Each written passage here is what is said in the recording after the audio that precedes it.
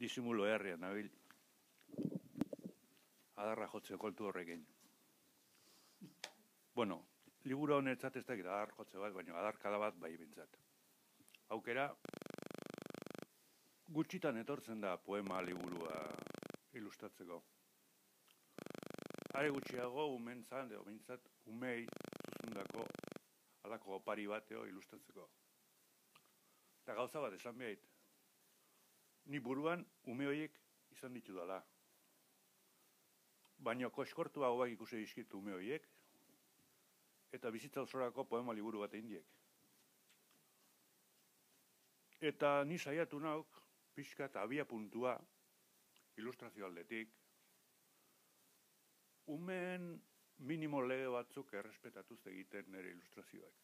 Adibidez, lehendabizi poema beretokin utzi eta enbazo ez egin. Orduan ilustrazioak inguruan dabiltza dantzan, bisitari modun, klabe eta erregistro diferentetako poemak daude.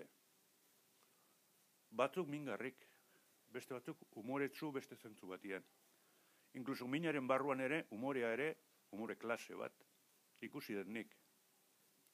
Eta orduan saiatu naiz, umei asko gustatzen zaien ere, klabe hortan, ematen marrazkiak, estilo diferentetan.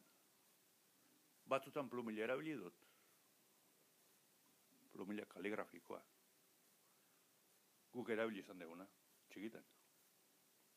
Bestetan, kupidei gabe kortai pega. Oso megatera, ez dakit nola pragmatiko, virtual, pixelistiko hortan. Umeak ere hoi egin dezaketelako, printzat, bueno, klaro, nik kortai pega hoi egin dut guaizekin, eta egin dut aprobetsatu ilustrazio simple bat, eta paperion pegatu. Ez lan gutxiago egiteagatik, baizik eta umei pista bat emateagatik. Hola egin daitezke ilustrazioak, gaur egun ere. Beste batzutan, ordenagailua erabili dut, zuzenien.